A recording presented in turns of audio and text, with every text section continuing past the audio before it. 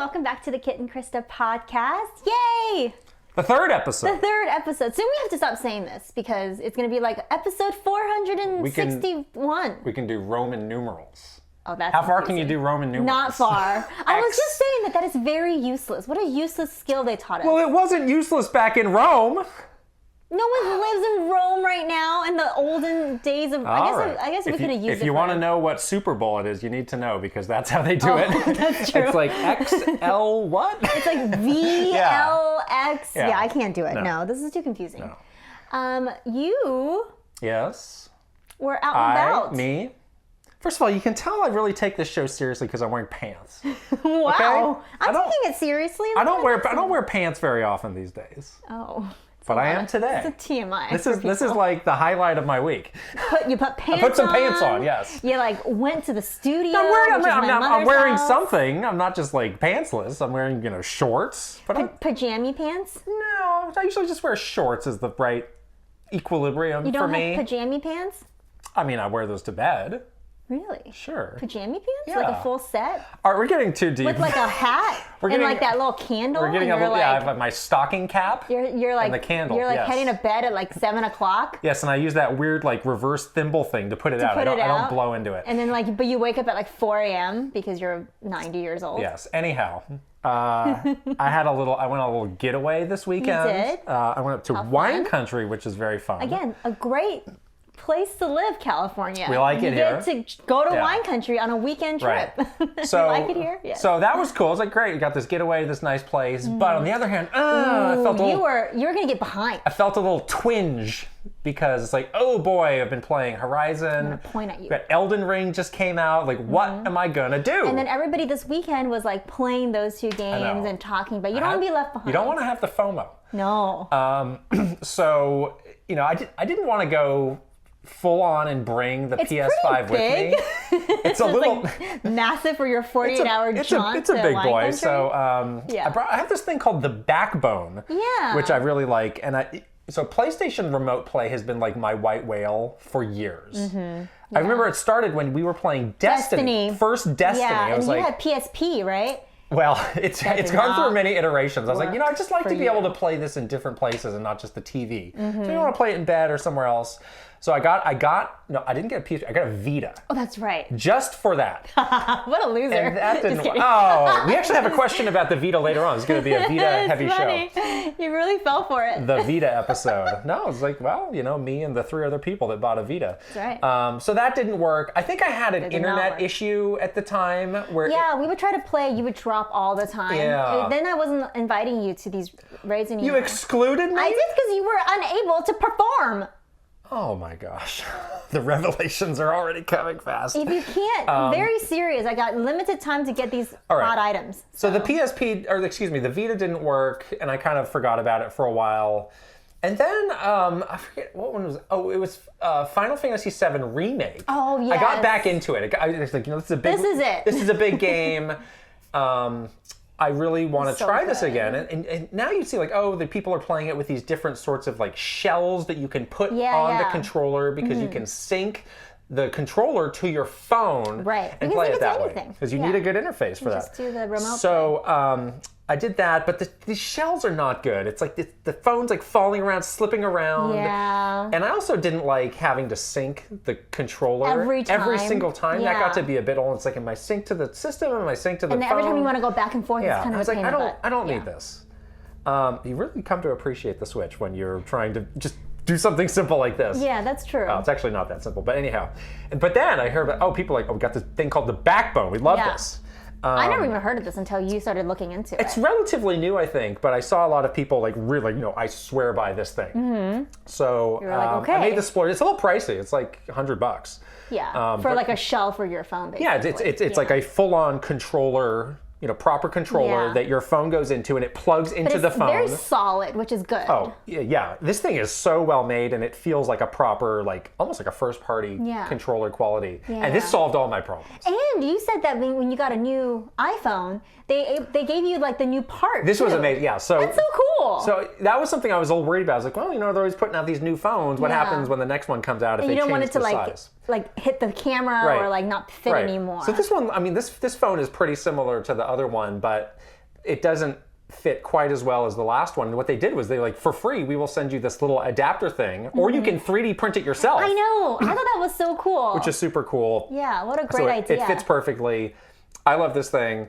Saved your weekend of FOMO. So I was playing all sorts of Elden Ring. Yeah, you were able perfectly. to play. You need internet. It does require. So I was away. So the internet in my house had to work to beam it out to me, and then the internet where you were in the place I was had to work. Good thing you had internet. So that was really sad. So there's a couple different factors at play, but I was so happy that I could keep playing. Right? Yeah. I did a little remote play myself because I shared a little bit about my home setup for my gaming, and I usually play on my big projector at night.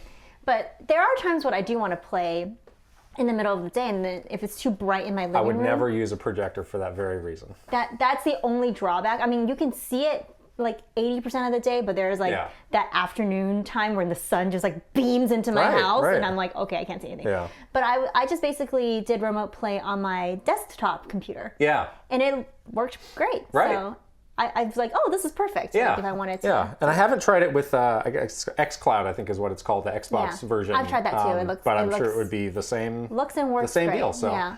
Way to go, technology. Yay, technology. Yeah. Everything worked sometimes. It's nice. Yeah. Somehow, but whatever. Well, I'm glad that you're able to keep up because we have lots of things to talk about with games. Don't want to get left behind again. Yes, we have a really fun show today. We are coming up on the Switch anniversary. It's amazing. 5 years. Yeah, so we're going to tell you all the secrets of We were there. The Switch in a big way. Yes, we have a lot of stories around that. So we're gonna get into that. We are so excited. Last week was actually our first week of like our regular schedule. Yeah, so we had our Wednesday episode that went live early for our Patreon members. So thank you so much for. I saw that mirror moving. Well, yet again, I will be getting up in the middle of the episode. Should I stand up? No, I can't stand up. No. I can't stand up. Do not stand up. I'll be right back. We'll be right back. Please explain to the good people what's happening. So, as we noted last week, because Kit is very paranoid, we have a mirror that is on a windowsill where we can see if the camera is still recording. Good? Yes, okay. I can see it. Perfect. And that mirror slowly fell off the windowsill. I was like, what's happening here? One day we'll show the mirror. The mirror is cool. It's a rupee mirror, actually. It's an amazing mirror. You gave me that mirror. I know. It's very nice. But yeah, right. that is the technology that we have in the studio. All right. You're in charge of keeping an eye on that now. Okay. All right. Good stuff. Anyhow, as I was saying, thank you to all of our wonderful Patreon members. We love you. Are supporting us, who are part of our beautiful Patreon family, making the show happen, making Kit stand up to adjust mirrors in the room. I love standing up. I do love that's it. What you've signed up for, guys. Thank you. But yes, you will again continue to get these episodes early. We're also exploring lots of other Patreon ideas. I know there's been chitty chat about Discord. We're thinking about that in a big way. Seriously, more tiers. Yes. All of that. We're rolling it out. See, you don't have access to the Patreon. Only I have the access. Don't tell them that. No, why not? Because it's a secret. No, it's not. We have this Patreon account where Kit linked his stuff, but I can't see it. So I'm just like a poor schmo. Maybe I want it that way. Well, put some money in. Maybe I should join my own Patreon. You want to see what I'm posting there? You put the money in. Maybe just like anybody else. Everybody else. You start like a $100 tier and I have to put in for it because I need to see the stuff. There's quite a few Nintendo folks on the old Patreon. Yes, our Nintendo friends are very supportive. We love you. They miss us. We miss you. Yeah. Actually, we don't really miss you because we talk all the time. So we don't really. That was a close call. We're all still friends. I wasn't sure where that was going. You really get tripped up with these kinds of things. You can have a faux pas. I would have to deal with it. The fallout. No faux pas. I'd have to go into damage control. Our Nintendo friends are talking to us daily, hourly, minutely, even. Great. At least they're talking to me. Maybe they're not talking to you. Maybe that's why you had that reaction. I talked to some of them. Yes. So Yeah, Patreon. Thank you. Thank you so much. Right. And if you want to join Patreon, of course, we'll put the link here for you to click on to join our Patreon family. Yeah. And yeah, we're hoping to roll out some fun new Patreon features very, very soon. Yeah.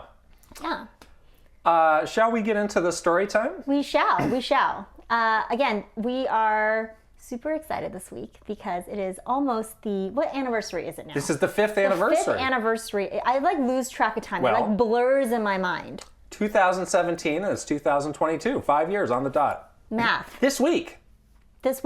Yeah, this is it. I can't believe it that it's been. It has really 5 years has really flown by, and so much has changed in 5 years. Yeah. It's kind of crazy if you think about it. It's one of those things where it feels like time has flown, but no time has passed at all. Oh no, your voice. Don't worry about me. Are you okay? I'm just fine. Pat you on the back here? Whap me. No. I didn't ask for that.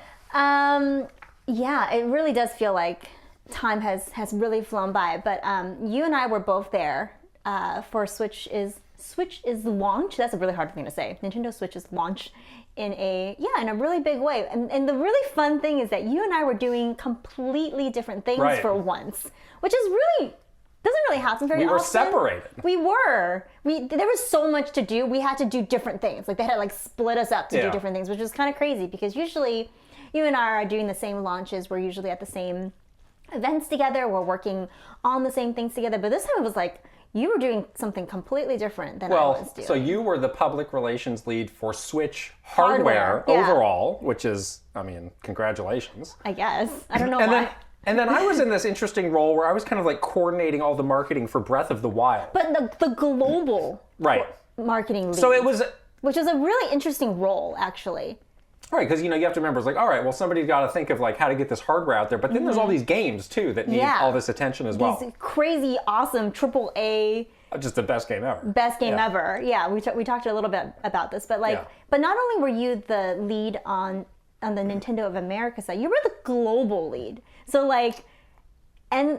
Japan, Europe, all of those, everybody was looking to you to put all the pieces together, which is how do you do that? Yeah, that was a very interesting. Hard, that was a very interesting role to have. But that meant that we were, often apart doing other stuff. Different things, yeah. But so it kind of reminds me of something I like about Star Wars movies is in the big finale. It's now we're in this scene and there's crazy thing happening there, and now we flash over to this other place. There's a heist happening on this side, and you're going back and forth, and it's oh my gosh, it's so exciting. That's kind of what it felt like. Totally opposite ends of the country too, geographically. It was insane. Yeah. But to rewind a little bit back, that's what we were doing. But where the company was with Switch's launch, I can't say this, the sentence sounds weird. Switch's launch, it sounds weird to me. Launch of the Switch. Oh, whoa. The Switch console, TM. The Nintendo Switch console, TM. These legal lines will haunt me. People are going to come haunt get my you. dreams, yeah.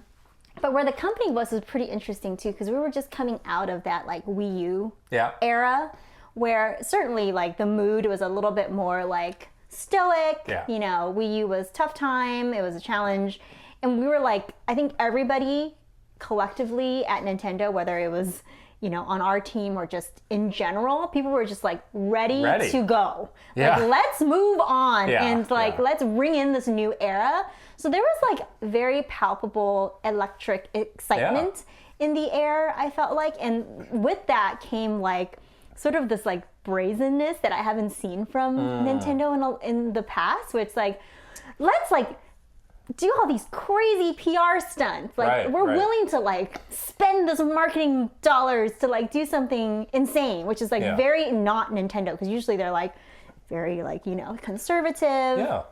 We don't do a lot of crazy stuff. Everything is pretty typical. Mm-hmm.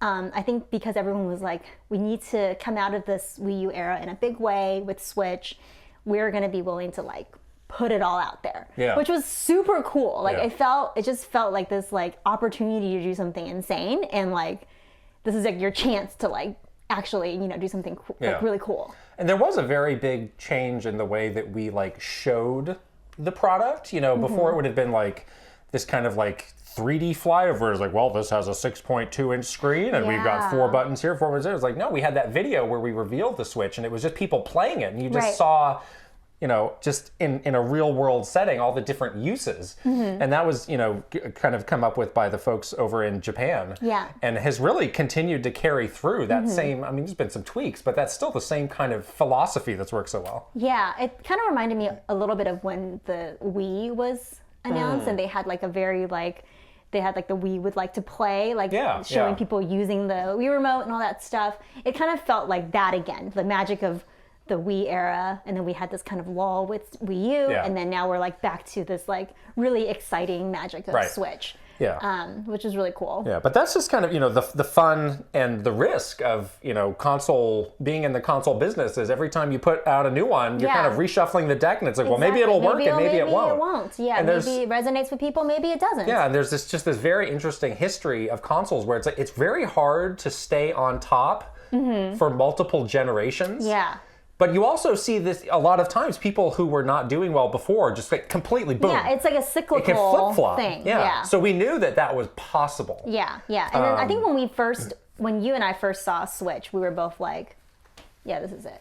Yeah. Like you knew right away. Like with Wii U, you definitely were like, I don't know about this. But with Switch, like that moment you undock the system and it just becomes a handheld, like you knew that was magic, and like that was shown in all of the marketing and that really, that like moment that I felt of this incredible, like, oh yeah, this is like totally changing how you play video games, is ultimately what inspired the overall like Switch hardware launch that we did, that I led. So it was like very simple, and I think that's what is so special about Switch and the way that the marketing for Switch worked, is that like it was something that's so simple everybody could understand it. It's like, unlike the Wii U. Unlike the Wii U. You can say it in one sentence. Home console you can take on the go. Like that's it, You do see though, like a lot of, both in games and in hardware, like Nintendo will test an idea in a small way and see how people, jive with it. And then, then they'll go big with it. Right. So, an example of, in Breath of the Wild is in A Link Between Worlds, it's like, okay, you can go to these dungeons whenever you want. So that was kind of a small test, and then it was like, okay, now we're going to go big on that. Yeah. And there are some, inspiration from the Wii U gamepad that you see in the Switch that were just blown out. That I think there was. It does. There is a stepping stone effect with everything. Yeah. Whether it's small or big, or however big or small the inspiration is, it is like iterating upon the thing before it. So it's not like this whole thing was completely a waste of time or something like that. Right. Yeah, exactly. Yeah. But I guess we can get into like the actual launch stuff and what. Yes. Why are you doing this? I'm ready. You're excited to relive. I'm vibrating with excitement. I want to live again. Yes. So like we were saying, you and I were doing completely different things. I was in charge of launching the hardware and doing like the hardware launch campaign for Switch, which ended up being this like ridiculous. It was insane. PR stunt, and I wouldn't have signed up to do this. I thought it was really fun, but it was a lot of work. Like I definitely aged a bit, and I got trapped in the snow, and I was on the road for 2 weeks. Anyways, so it was a lot. But basically, the idea was we would construct these glass living rooms and put them in these like really ridiculous, like beautiful locations. As we would say, unexpected spaces. Unexpected places. Places or spaces? Places. Places. Okay. Get it right, okay? I wasn't there. Pay attention to the work that I'm doing. It wasn't Zelda, so I didn't care. Oh, it's true.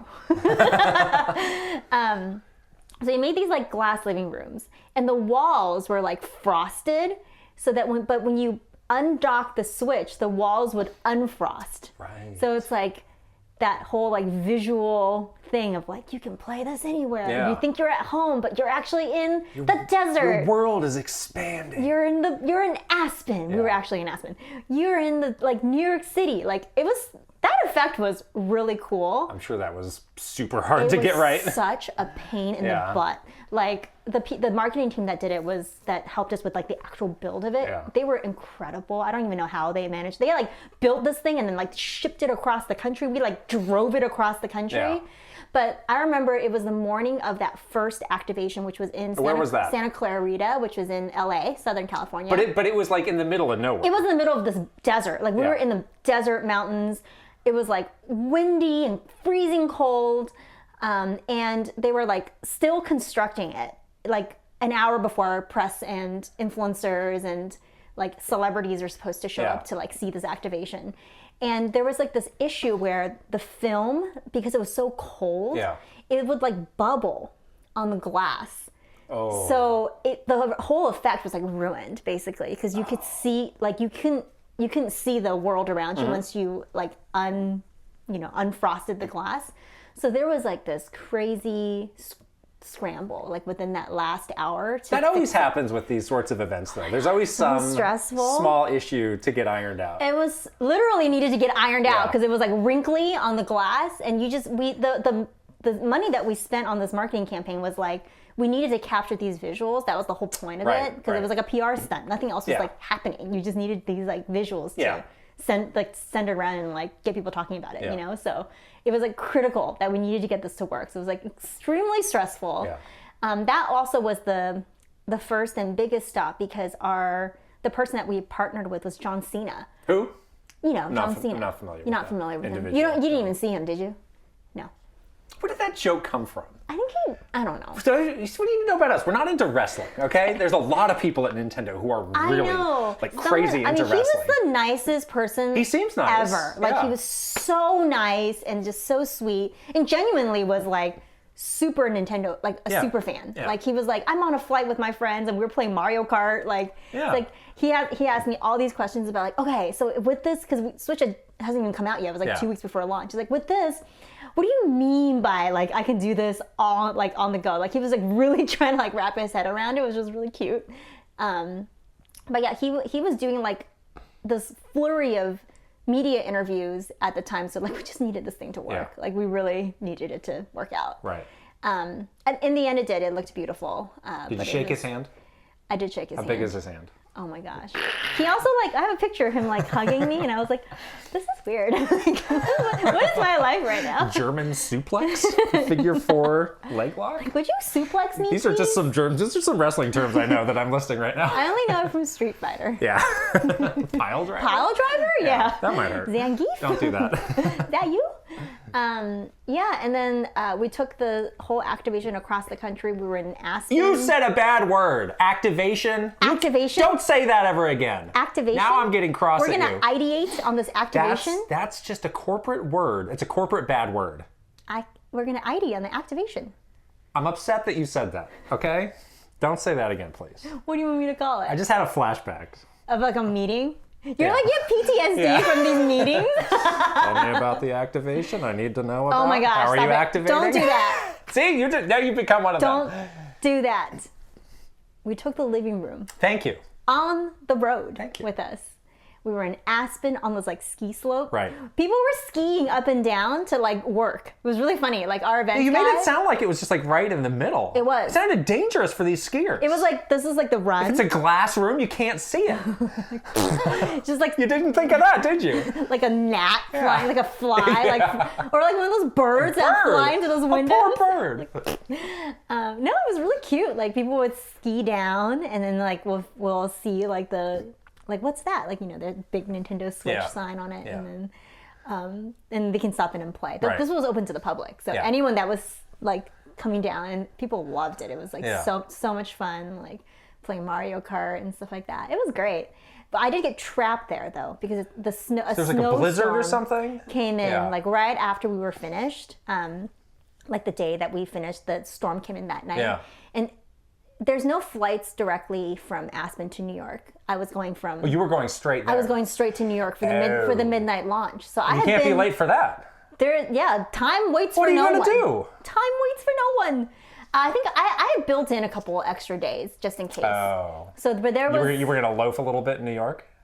I was going to. You were just going to hang out? I was going to hang out. I was going to shop. On the company dime? I see. Okay. Oh. Okay. Just going to be there in case I need to prepare anything else in New York. All right. But yeah, I ended up getting out in time. But yeah, there was one day where I was just like completely snowed in. I opened the window and I was like, okay, can't go anywhere today. Yeah, that's a no. Yeah, that's not happening. Right. But it was fun. It was beautiful there. It was like amazing. The scenery was just incredible. And then from there we went to New York. We set up in, it wasn't Times Square. What's the other place? Flatiron. But it was not at the Nintendo store. No, right. We wanted it to be like in the like kind of feel and like it was in the middle of Manhattan. Flatiron is that wedge kind of building. Exactly. Right? It was right in front of there. What a landmark, you know? Right. And and then we did we had double-decker buses bringing people back and forth between. How far is that from the store? Not that far. Okay. It's probably I don't know, a 10-minute drive.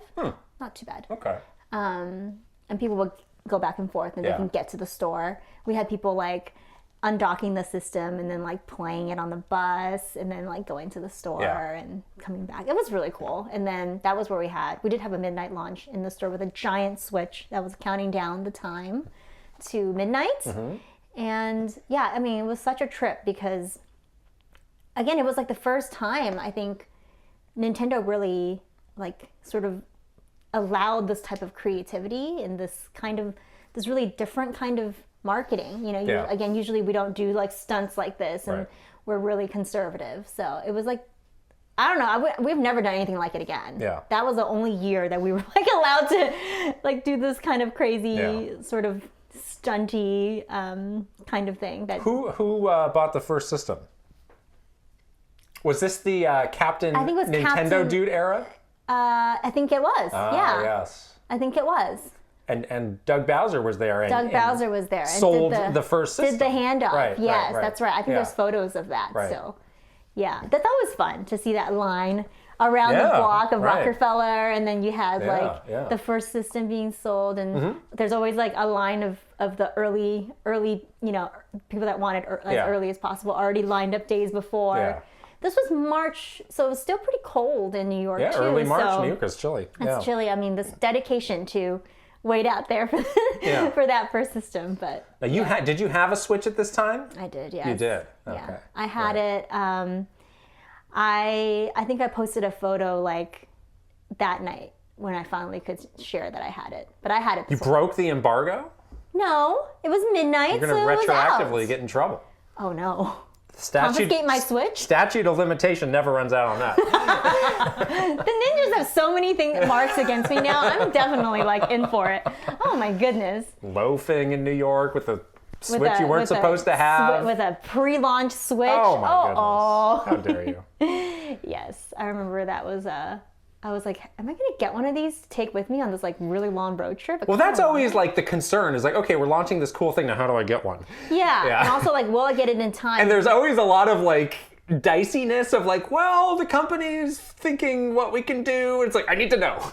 Yeah. It's do I need to go pre-order this thing? Do I need to? Yeah, just tell me. Yeah. I need to meet a guy in the parking lot of a Denny's? Or what do I need to do? Someone going to open the trunk of their car and give this thing to me or what? Tell me. Yeah. So fortunately, it worked out. I think that one was okay. Yeah, that was okay. Yeah. Yeah. So that was me. Okay. What were you doing? Well, so what kind of work did you do? So the launch of the Switch and Breath of the Wild happened to coincide with the Game Developers Conference that year, which was just very fortuitous timing. And we decided that we were going to have 3 of the developers of the Breath of the Wild come over to give this big talk about the game at the Game Developers Conference. And that show's interesting because we always have these debates of well, who is the audience for this? Yeah. And it's the people. Unless you're a game developer, you're not going to the Game like, Developers Conference. Right. It's not like a public show, you can't get E3 in. or PAX or something. And for 90% of the talks, it would be completely boring to you and over your head. It's really technical stuff. Yeah. Yeah. So, but we decided, we worked with the conference of we want to be able to film it and we want to have a good way to get, content from that event out for people to see, because we've got this game coming out. We want to kind of do it both ways. We want to talk to the developers, but we also want to help promote this game. And they were okay with that because they knew this was a big talk and a big game. So the 3 people that we had coming over, not Mr. Aonuma. Right. Yes. That's right. I think he'd said he'd had enough. He had enough at that point. Good. Because he had just come 2 months before. He was from Paris or something, right? No, he came to New York about 2 months ago. Oh, that's right. When we remember, this is a very tight window. That's right. In January, we had the big event in New York where he and Mr. Miyamoto We'll talk about that event another time. Yeah. But that was maybe the 6th year anniversary. Yeah, that's different. That's a different. So I think he had just had enough, and that must be exhausting. And I mean, it's there are so many other amazing people working on this game. So he sent Mr. Fujibayashi, who is the game director. Yeah. He sent Mr. Dota, who is the game technical lead. Okay. And then the third guy, I am blanking on his name, so I'm not going to hazard a guess, but he was the art lead. Yeah, the art lead. Right. Yeah. And it was interesting because these people were obviously very integral to the game, but I don't think they had a lot of experience doing that kind of public-facing, like putting on a big talk. And there's like, thousands of people in the audience for this. And they were like live streaming, or they were like, there was going to be like a video. It's a big deal. So version, yeah. And the other thing that's interesting about these talks is we spend time leading up to it of like, all right, what are you going to talk about? Are you working on your slides? What do let me help give you some feedback or some guidance. Yeah. But a lot of the time, nobody's ready once they get off the plane. No. They're not ready at all. It's like, well, I'm, 50% of the way there. And then you look at it and it's like one slide. Like, oh boy. Oh no. Or it's like, oh, well, I got this idea and I want to redo it. So we had like a couple days before where we were just in a hotel and it was like, all right, well, we're going to get this thing into ship shape and we're going to do rehearsals. You will not leave that room and you're going to be ready to go. Yeah. And it's like lock-in. We're locking in. So it was those three guys plus their translators, 3 people from the treehouse, the top of the top translators. They are the most amazing. Yes. But don't even call them translators. They're like magicians. But we got of that group. Oh, I see what you're saying. We got like the top 3 people. Of the crop of the magicians in the treehouse. Right. And also Chico. People know Chico from Treehouse Live. Chico, I miss you so much. She was very much my partner in crime on that. Yes, on that Chico game. is like. Yeah, you and her were like joined at the hip for all things Zelda, like Absolutely. a whole year, which is so fun. I owe her a life debt, maybe. Oh, anyhow, that's true. So we get into this room. It's very clear, like, we're not ready. We got a long way to go on this. We are not ready. They're kind of tinkering and fiddling around, and we would do like a talk. The talk's like an hour and a half too, so it's not like you can just bang these out. It's if we're gonna do a dry run, we're really committing to it. Yeah. So, we were tinkering and doing these runs and it got to be nighttime. And this was the day before the talk. Yeah. And it's like... This is legit like cramming for a college exam. And this is where it's like, well, I'm in charge of the schedule. I'm in charge of, making sure this thing gets done. And so I was like, well, so we can either go to dinner or we can just stay here and like order in and, keep going. Grind through it. And they're like, no big deal. Let's go out to the dinner and let's go do that. So we go to this like... really good like crab because San Francisco they want crab. The dungeon is crab. And I remember these people people had crab grease up to their elbows. They were going crazy on this crab. They were loving it. I was like, oh, this is good. They're taking their mind off of this. Take like a little breather. Right. Yeah. The ways that you look at these things when you're kind of in charge of it, you're like, good, eat. You need your energy. You need your strength. Yeah. But also like don't eat that gross. We have another story about developers and their food where I was like their food choices. I was like, fingers crossed you don't have a stomach ache tomorrow. More than a stomach ache. Oh my gosh. This could be bad for us later.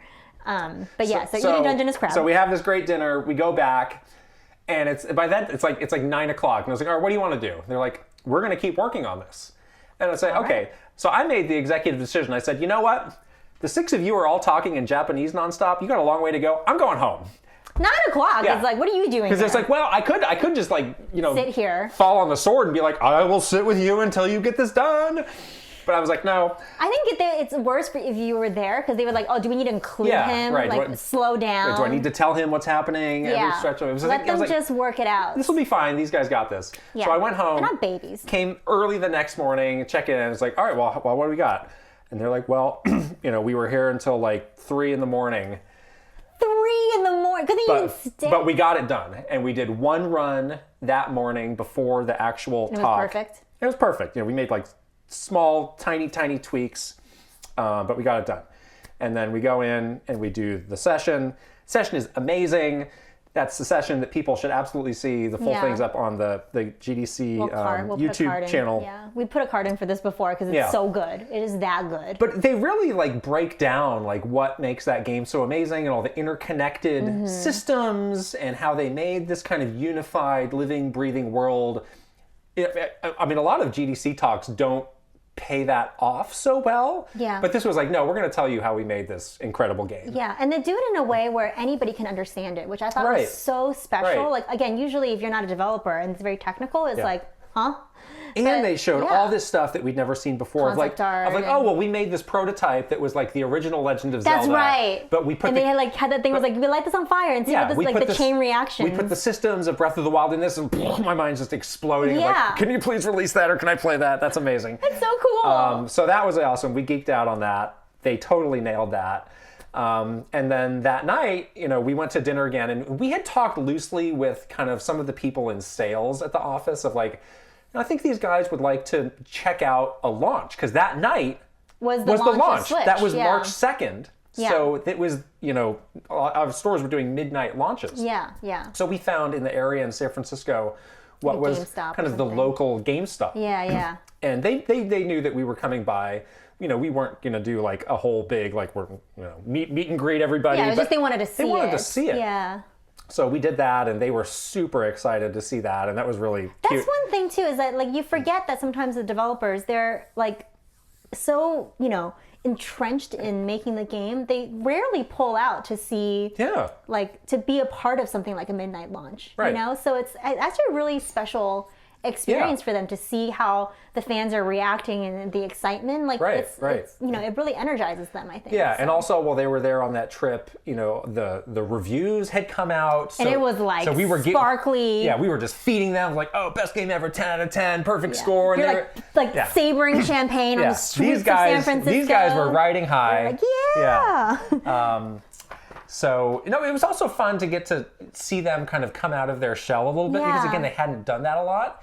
And Mr. Fujibayashi is a really interesting person, where he'd worked at Capcom before, and he'd worked on some of the previous Zelda games, but this was obviously, people think like, oh, Mr. Aonuma's, he's doing everything. But it's like, no, Mr. Fujibayashi is really making a lot of the creative decisions in this game. And they have just this incredible team spirit, all of them. It's truly a team effort. When you meet them, you kind of understand more about like everyone's different roles and how they work so well together. And Mr. Aonuma, of course, oversees all of that, but it's truly a team effort. Yeah, and we sort of exchanged emails with him before, but I'd never met him in person, so it was great to kind of put the face to the name and kind of create a relationship there. Yeah, I got to know him a little bit more at TGA's later that year. Right. And then I learned a lot about him that I was like, oh, we'll tell you in the TGA story. He is a fascinating person. He's a very cool person. Yeah, so... so that was just a very special way to celebrate the launch with these developers of this game, and being so deep entrenched with them on this crazy project. And I probably slept for, several days straight after that, just because it was a little tense. I was like, oh, we got to get this done. Yeah, it's always like that. You burn out, for the couple, week or so leading up to a big launch like that, and then your body's just like, okay, now I can rest. Right. But it always feels great when things get pulled off like that, Yeah. But really incredible. What a special, just like a moment that maybe both of us would never have ever again, of this amazing way to kick off Switch era and the different experiences that you and I had. It's pretty cool. Now, can you list the 3 first-party launch games? One to Switch. That's the first one you say?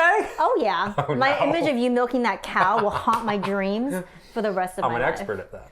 You are very good at that. Okay, one. Breath of the Wild. Yeah. And... Do not look at this page. Oh, gosh. I'll give you a hint. It's a co-op game. I'm going to look at the page. Oh. Snipper Clips. Snipper Clips! Yeah. Snipper Clippers. I love Snipper Clips. Very unusual launch lineup, I would say. Yes. But, when you have an anchor like Breath of the Wild, it's like honestly, who cares? Snipper Clips is really great, though. Snipper Clips is like unsung hero. We had a lot of fun with that game. Yeah. Switch launch. Right. But then I think from there, the legacy of that year was just that 2017 lineup. And remember, this isn't even a full year. This is 9 months, because it came out in March. Yeah. Look at this list. Breath of the Wild, Mario Kart 8 Deluxe, ARMS, Splatoon 2, Xenoblade Chronicles 2, and then capped off with Mario Odyssey. Are you joking? It's insane. That's the best year ever. That was the best year ever. Yeah, and I see people now that these Pokemon games have been announced. We'll talk about that later. It's we're kind of getting into 2017 territory. It's no, you're not. I don't think we're there yet. Let's not go that far. Having a lot of games does not mean having this lineup. It's the lineup and the caliber, and also just this very... this varied kind of variety. Right. So many different things for anybody that wanted to play. And this is purely my own speculation, but I always wondered, the people who are in charge of making those decisions had to have known, like, all right, the business opportunity on Wii U is just not there. Right. So let's get going on these games. Yeah, hold and until we'll just Switch. sit on them, and we will have. I absolutely think that's this true. Knockout lineup. Yeah. Let's not put any more eggs in this Wii U basket. Right. Obviously, we're gonna phase it out. I think anyone that touched Switch in the early days, in the prototype days, felt the magic the way that we did. Anybody that touched it would definitely have felt that way too. So I think everyone was like, this is it. Mm-hmm. This is it. We're going to hold it until then. Good decisions. Right. Made by all. Yeah. Because it worked. And that's probably why it's been so hard to replicate that from there on, because it was probably a years-long effort of consolidating. I think it's way more than that. It's all gotta of be these games. a year plus. Years, I said. Years. Multiple, more than one. Multiple years of effort. Right. Yeah. Oh yeah. So I don't know if we'll ever see that again. That decision was made like in the middle of the Wii U era. They were like, it's not working out. Let's hold it until then. Yeah. But yeah, what an incredible March that was 5 years ago. I can't believe it's been 5 years, but Switch is still doing really well. We're happy to see that, and there's lots of good games. This great game that just came out for it this year, and I'm sure there's going to be lots of fun games coming out later this year as well. So one of the big topics of conversation now is like, well, where is the Switch in the life cycle? And even Mr. Furukawa has been pretty proactive in saying, like, we want to rethink how we look at a life cycle for a system. But on the flip side, I saw someone yesterday after the Pokemon announcement saying, like, well, looks like Nintendo's put all its eggs in this year's basket, and from there we're going to be moving on, which I think is completely wrong. Yeah, I think that's completely wrong too. I think that's completely wrong. Nintendo doesn't do stuff like this, Like what?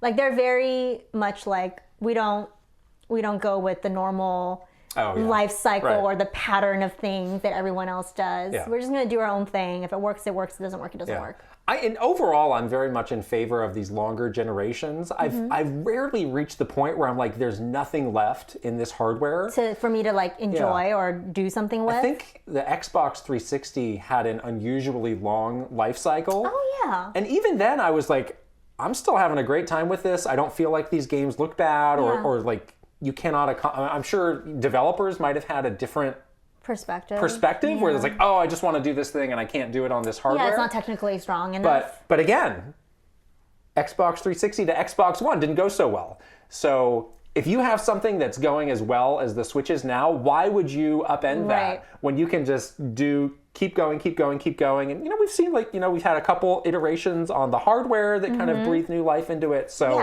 there's no reason not to keep going. Yeah. 4K Switch though. Where Nintendo? Oh boy. Where is it? Moving on. I can ask that question now. Sure. I'll work there. Just like everybody else. Yeah. I would like that. Okay. You can play it on your projector from the hours strictly of 11 p.m. to 2 a.m. That is not how that works. Otherwise you can't see it. It's not how it works. It is. You need a dark room. I don't need a dark room. You need to get rid of the windows in your house. Black it all out. Just paint, paint on the windows. Right. Now I can game. I'm like in a blanket. All right. Woo. That was very fun. A really fun way to relive it. I'm hope that you guys are reliving your own memories of when you got your Switch for the first time. So many people have incredible stories. I had two friends that were in Japan. Really? Buying Switch and going around to every single oh my gosh, big camera and they don't live in Japan though. They're visiting. They were on vacation. Oh, good luck. Did they get it? They did. Wow. But it was like 3 days of like lines and crazy, and they don't speak. They're like two like. I guess that could be a fun thing to do if you don't have a packed schedule. They talk about it all the freaking time. Like these two, this is like their highlight of their little lives. That sounds fun, actually. Yeah, I mean, I love these two guys, but they're like, this is the most incredible launch experience. Now, you and I, Kit and Krysta, have not had, we've not had a hard time getting this hardware. The next big Nintendo launch, are we camping out? Is my question to you. Friends at Nintendo that I talk to every minute. Hook a girl up, won't you? Oh, I think it would be fun to do that. I'll do it anyway. You'll be there, camped out with the system? With the system, just to experience. I camped out for the Wii though. I will tell you that story later, but that was a fun story. The last one I camped out for was Xbox 360. And it was very fun. It was fun, but I was cold. Very cold. Well, yes. Anyhow. All right. Oh, we're moving something fun now.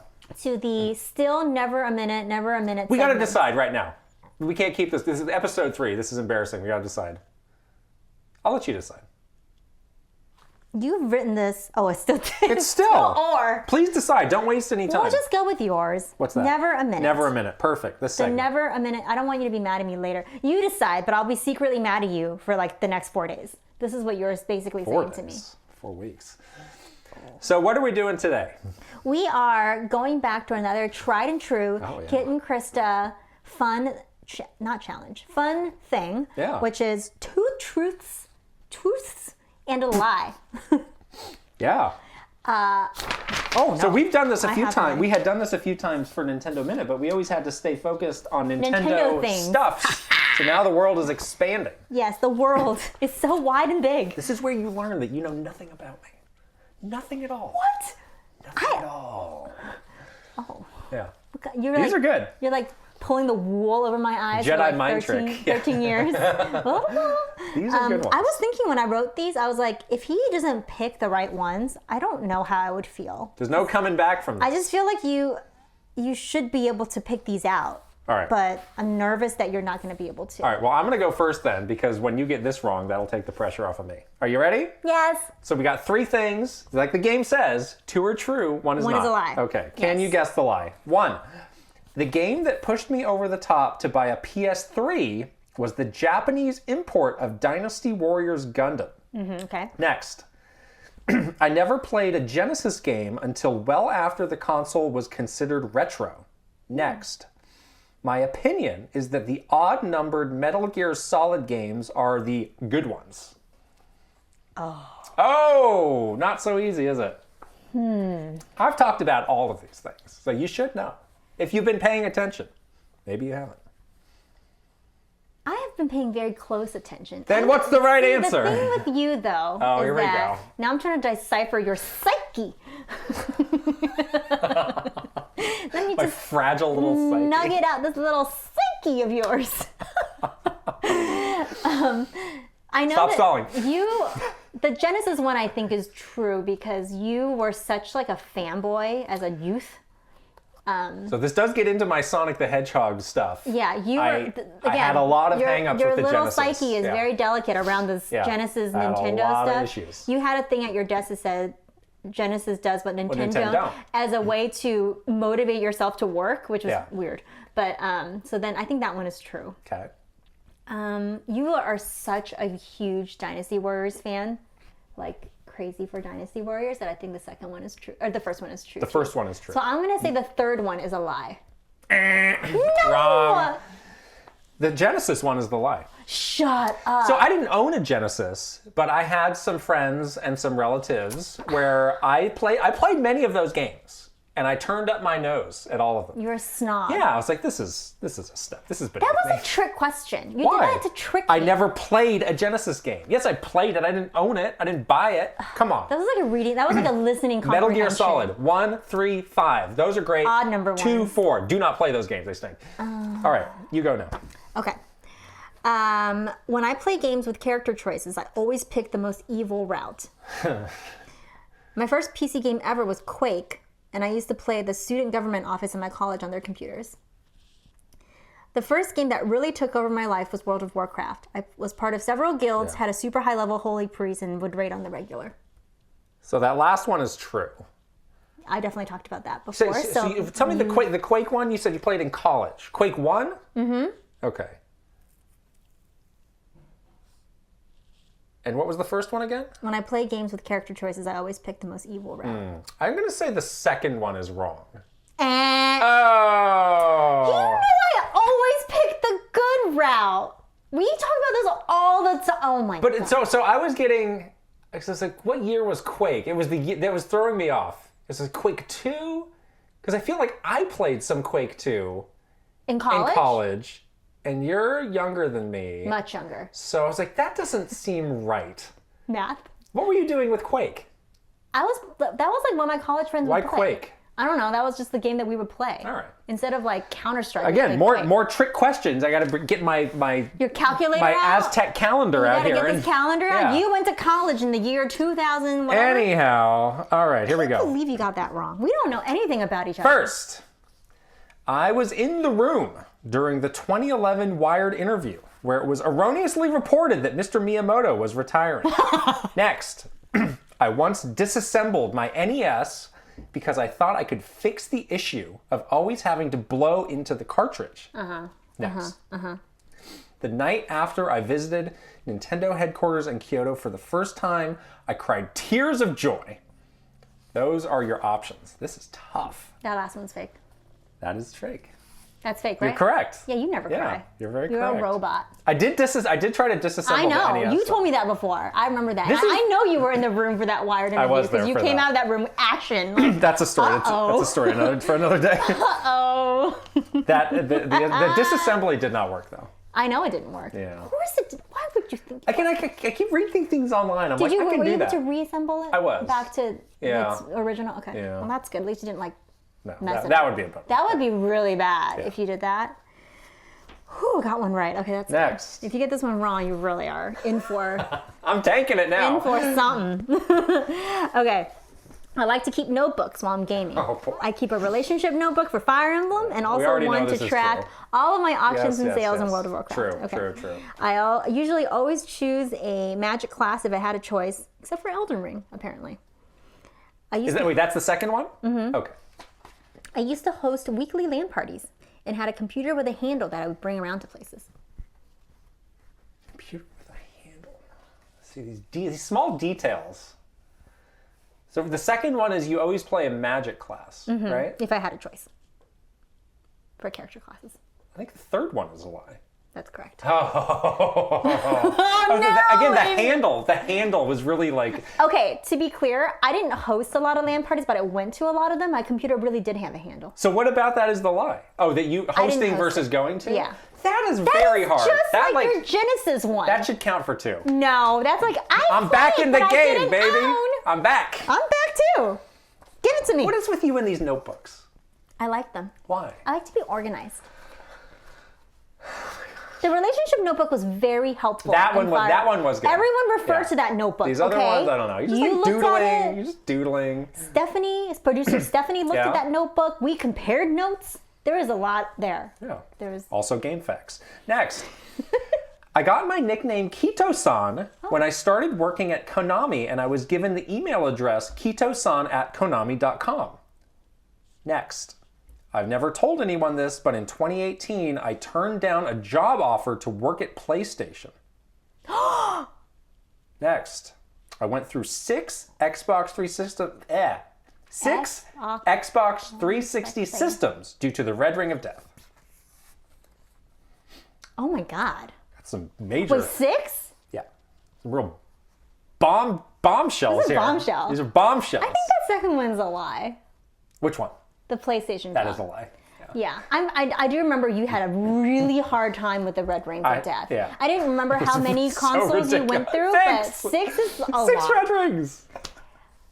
Whew, that's a lot. That's annoying. Maybe I think that maybe is You average. would never not tell me if you got another job offer while we were working together at Nintendo. If that was true, I'm walking out of this room right now. You want to see me stand up? Got a job offer right now. That's what's going to make me stand up. Oh my gosh. The kitten producer, Stephanie. The Kit Podcast featuring Krysta's mom. See you later, Which Krysta. we strangely record in the house that you're not here for. So yes, I was given the email address kitosan@konami.com. I figured that was true. That's cute. So Konami had some interesting policies.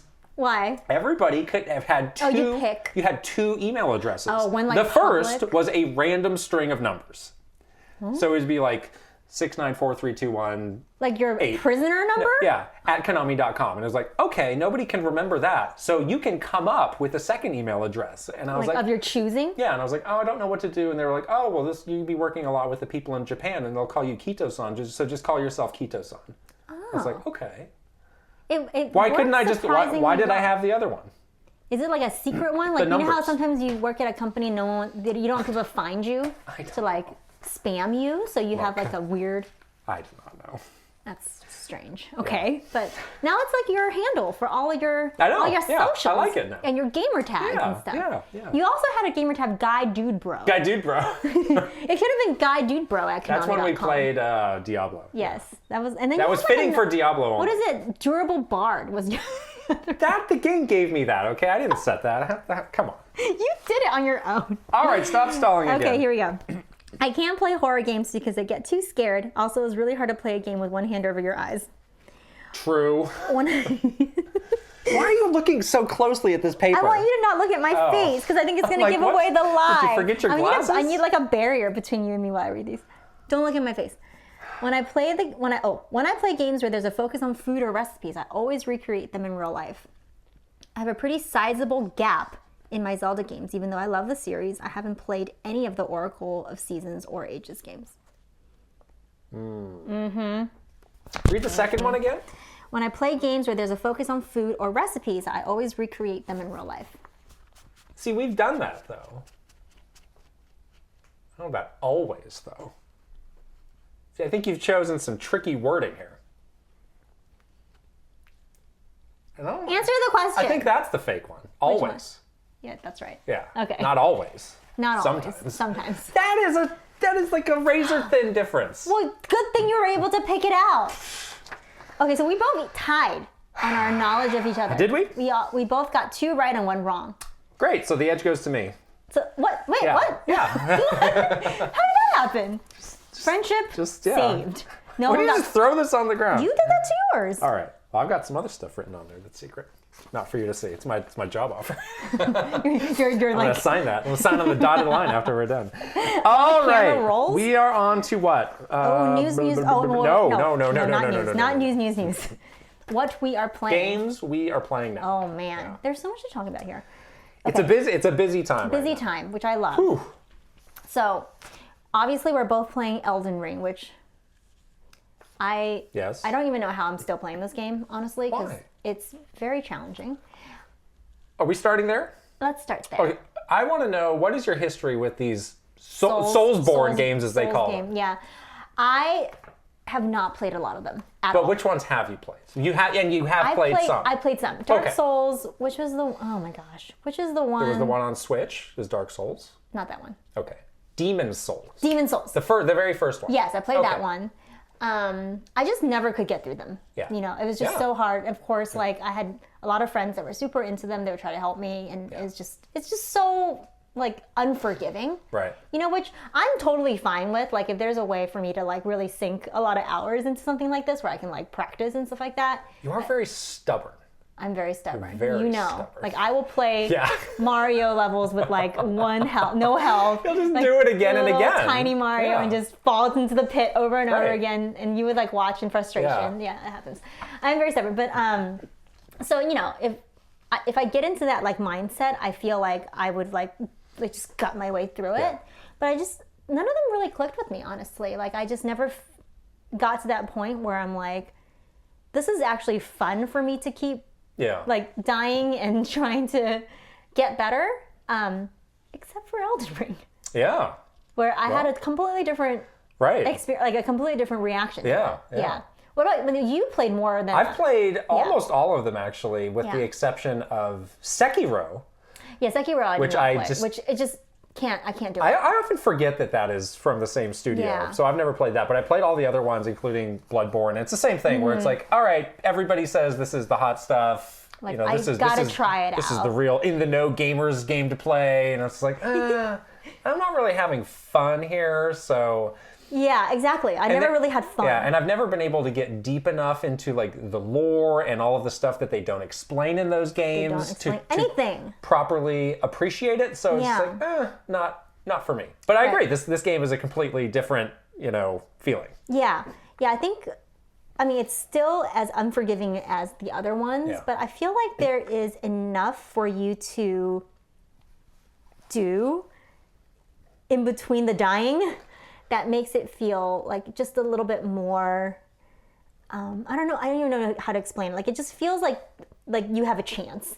Like, you have a chance to, like, defeat some of maybe the smaller enemies and level up. You have a chance to run away from a boss that's like crazy and big and come back to it later. Like, you just have a shot, where the other ones you just felt like I have no chance. I'm just gonna walk in and die. Well, I think over and over again. Before it was like you were in this claustrophobic dungeon. Yeah. And it's like, okay, well I guess my choices are like live or die in this fight. Whereas now there's like so many other things you can do. It's like, well, I can try and do the fight.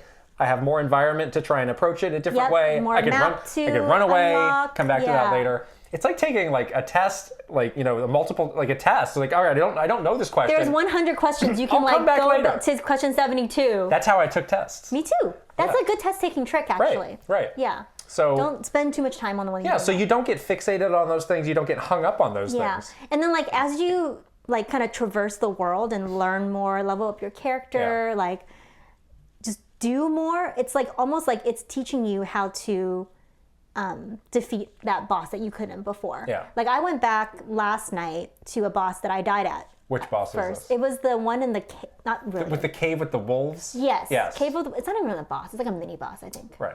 Little Beastmaster guy. Yeah. So I had gone in there like my first day that I was playing. Totally got worked, obviously, and was just like, there's no way I can do this right now. Like, so I left.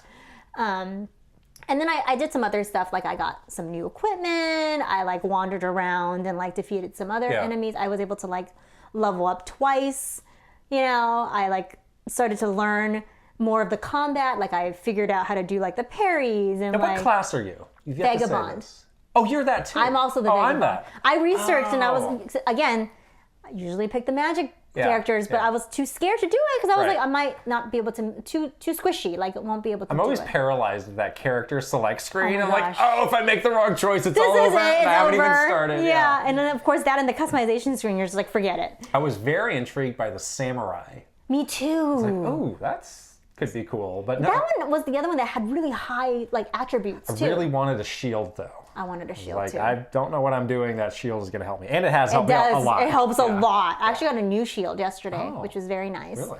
It helped a lot.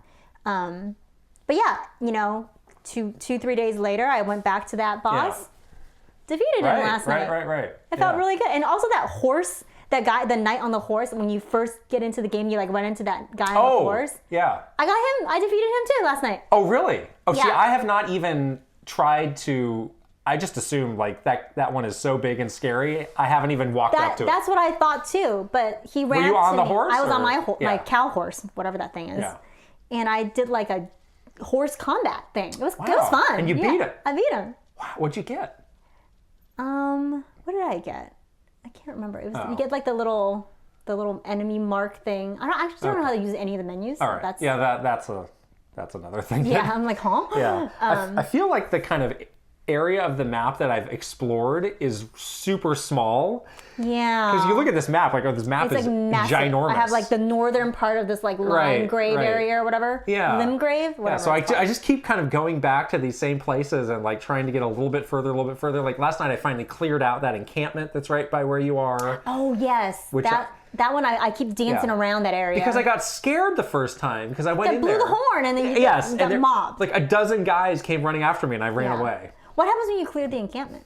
Well, there's like an underground thing where there's an item. That's right. There was a note that said like check underground or something like that. Right. I was able to like sneak around a little bit, like pick off a few of the guys, and I got the 2 treasure chests and then the map. Yeah. And then that's when I ran away. Yeah. So now I'm trying to get into that castle. Oh my God. And there's the one where you just go through the door and there's that huge troll. But speaking of trolls, you were trolling me. I beat that boss, by the way. That was a different troll. What? You're the troll. No, that was not the boss in the castle. That was like a different Well, this is a boss to get into the castle. Oh, you did beat that. I beat that one. Oh. And then I got into the castle, but then I got mobbed and I ran out of the castle. Oh. And I had to do the grace point, which respawned everything. So, but I've been hearing like, oh, well, there's another way into the castle. So I'm trying to figure out where that is my thing. I ran into the castle, got chased by that thing, ran back out because I was too scared to go on. And then I went down to the coast. Oh, you got down there. Mm-hmm. Isn't there another troll on the way down there? There's another troll on the way down there that I ran away from because I was too scared. On the horse? Yes. Yeah. And then if you go into the cave, there's like a cave underneath there. There's 2 more of those like sort of like mini-ish bosses, but it's 2 together in this room. I see. That did not go well. I got rid of one, but the other one kind of got the better of me. Okay. So that's where I stopped last night. Yeah, the menus are confounding. Very and I finally confusing. last night figured out how to do the little summoning. Okay, stuff. how do you do that? So there's a little icon that'll show up, and you've probably seen it and wonder what it is. It's like a little arch on the left-hand side of the screen of places where you can do it. Oh. So like I have you probably have the wolf one. You can summon 3 wolves who will fight for you. It's actually very helpful. That came in super helpful in that encampment area because it's just like a large group of enemies. I want to do that. I want a wolf friend. I don't like killing the wolves. It's really sad. Okay, but you probably have that, so now you can do it. I just told you how. Oh, I'm gonna try that tonight. Yeah. Okay. Yeah, I can't figure out the menus at all. I can barely figure out how to summon my horse. I was like, what do I do? What button do I press? This is crazy. The buttons. And then when you pull up the menu, you have to click another button to put it away if you're fighting. I'm like, come on, people. I would love to pause too. That would be nice. I know. Just to take a breath or something. Yeah. And then there's the whole approach to multiplayer, which I know is something that all these games have always had. I still don't feel like I completely understand it. I've seen people saying well, I'm just playing co-op with my friend. I'm like, you can do that much? I want to play co-op with you. Because I knew you could summon people for a short amount of time. Maybe, I don't know. So I'm sure people who are watching this Tell us how to do it. We want to play together. Tell us what we need to do. Yeah, help me. Yeah. Help me. Yeah. But yes, I'm going to keep going on this, which is shocking. Because I really thought that I wasn't going to be able to do anything, honestly. And I was really nervous. I thought I was going to turn it on for an hour, die, and then just give up. So. All right. Yeah. Well, I've completely given up on Horizon to play this now. Really? Are you totally you're totally gonna keep going on Elden Ring now, or what? I'm very into Elden Ring, so we'll see how far I can get though before I hit a wall. Of frustration. All right. I've been playing both, which is ridiculous. Before we move on, we should say thank you to our friends at Bandai Namco for sending us some codes. Deep bow. Yes. Thank you. We've been playing the game a lot, as you can see, and thank you so much. Yeah. Horizon though. Yeah. So I think I'm way further than you now. But I have been playing both at the same time. I will play a couple hours of Horizon and then a couple hours of Elden Ring. But that game continues to be just incredible. Oh. I am totally obsessed with it now. I did something really fun. Do you have a dual obsession right now? Yeah, it's kind of cool.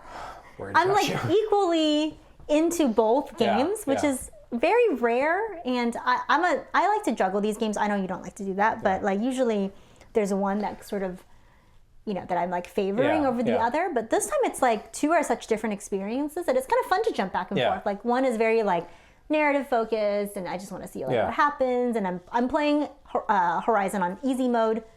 No judgment, please, people. Because I just want to enjoy it. And it's fun to feel powerful, whereas Elden Ring, obviously I'm just this little squishy I did have a thought about these two games where it's obviously Elden Ring is making no concessions, and it's either you play it this way or that's it. It's or like you Metroid. Don't. And there is quote the discourse happening about that constantly. Yes. Whereas Horizon, I kind of feel Sony puts so much money into these first party games. I think their mentality is we need to make sure that nobody gets turned off of this game for any reason. Yeah, you got to make it as accessible as possible to as many people as possible, which makes sense. It's two very different philosophies, and I'm curious, as you keep going, will the Horizon experience continue to feel as pure? Because it's not just that. It's Aloy is also talking, oh, now I did this, now I need to go there, now I need to go there. I have noticed, the repetition of, telling people what to do. Oh, yeah. It's obviously, not as open as Elden Ring in that sense. Right. It's definitely not as much of, you just decide. Right. It is very driven by the story. Yeah. But I think people are there for the story. First of all, you got chided for spoilers last episode. I spoiled the first game, people. If you have not played the first game by now, it's been 3 years, guys. It's been 5 years, actually. It's been 5 years, guys. Okay, the people... I love you, The but first Horizon, I'm sorry, okay? The first Horizon came out right before Breath of the Wild. That's right. Now this one came out right before Elden Ring, and people are like, these Horizon games have the worst timing, though. dates. Yes. I'm sorry if I spoiled the game for you. Please close your ears if you don't want to be spoiled again. Hopefully you're still playing the game. Wow, you sound upset. I'm not upset, but I didn't. Through gritted teeth. I love you! I love you! We will not spoil the story for Forbidden West, because we're still in it, and I can't spoil it for you because you're not far enough. You had the funniest thought. You're like, I'm gonna finish Horizon before Elden Ring comes I know. out. I was like, what if I just play like 10 hours a day? I think you're just getting started in Horizon. And then of course, like, I did this thing, and it like opened up a whole slew of more things, and I was like, oh.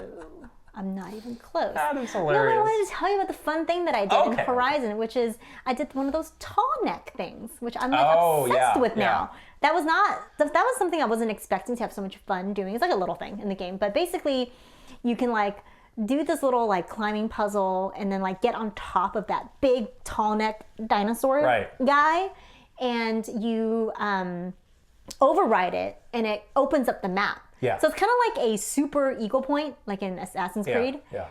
But it's such a fun way of doing it, where it's like this creature that's alive, and you see it in the distance. You're like, can I do something with that? Maybe, I don't know. Now, are you actually climbing that, or there's like they're usually circling those kind of satellite dish exactly. things? You fix the satellite dish so that you can like jump from the satellite dish using Link's parasail to the tall neck, and then but like the whole sequence was just like so cool, like.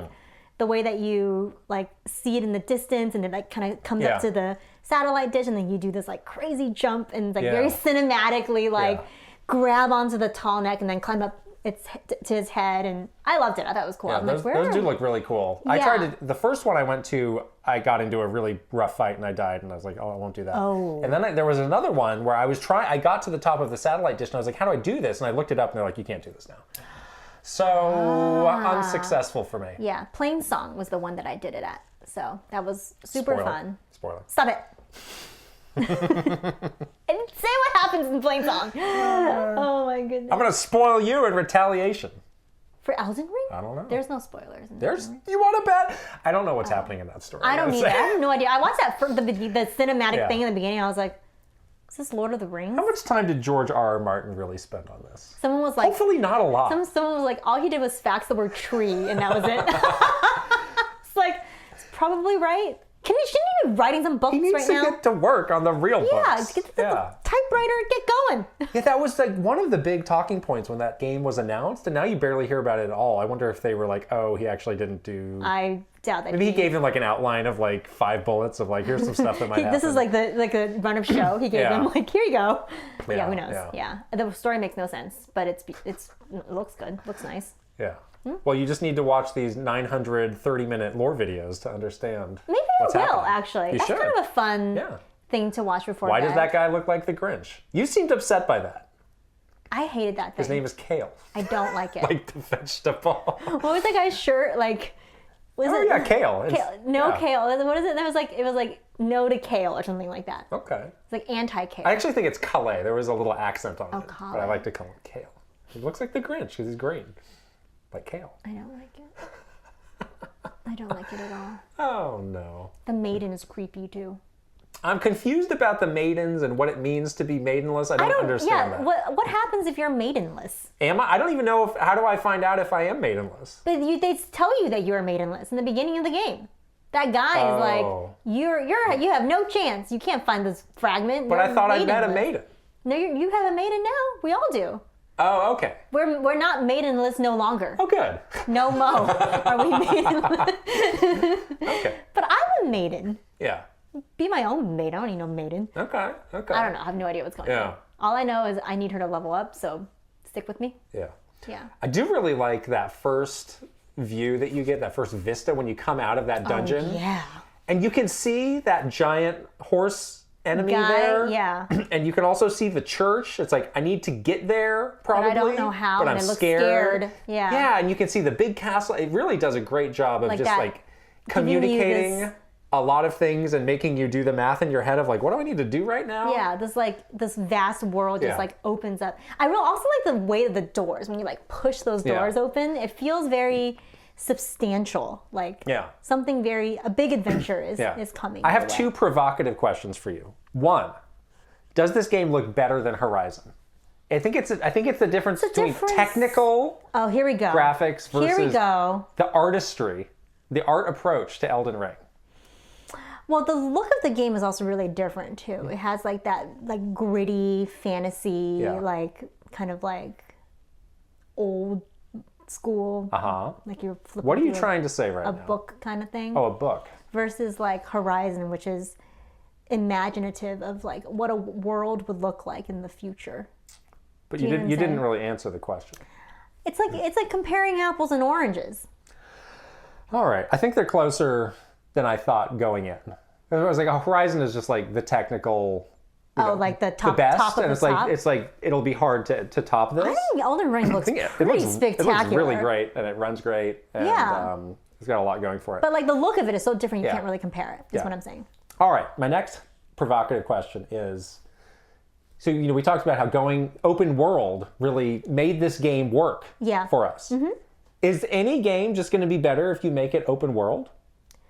Is that like we got these Kirby games? You got this Pokemon, seemingly open world Kirby game coming out. Is it just going to be better? Zelda. Is that just the answer? The answer is people want choices.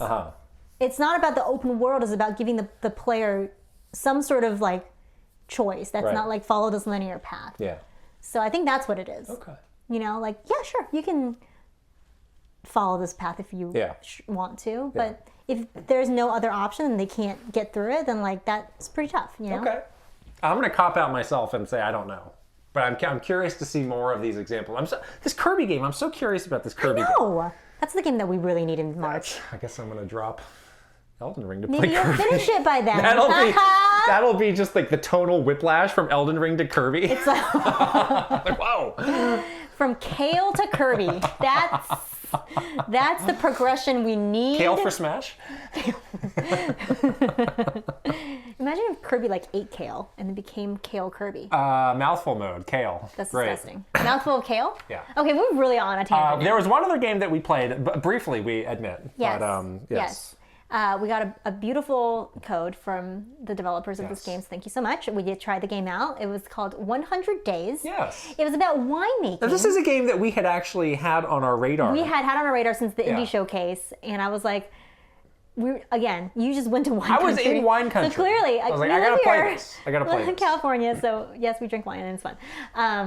And I do recall like one time when you and I were talking, you were like, maybe if I wasn't doing video game stuff, I'd be like, I work for like a winery or something like that. Yeah, that could be fun. That could be fun. So that's why we were kind of interested in this game. Yeah. But basically, you like... It's a simulation. Yes. And you inherit this vineyard and you do all the little things that you would... Very complicated things, apparently, that you would need to do to make wine, bottle wine. Yeah. So...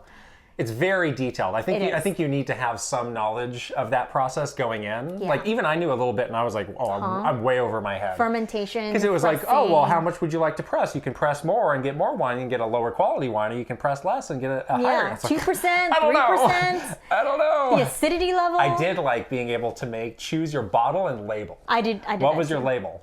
My label was a like a flower. Of course. What do you mean? Of course. So less cool than mine. But anyhow, is yours a duck? Mine was a hot air balloon. Oh, I need you to pick that stupid hot air balloon. It's so boring. You said a duck. I was making fun of you. I did. Mine's pretty. It has a pretty color scheme, of course. Very nice. Yes. What's the name of your vineyard?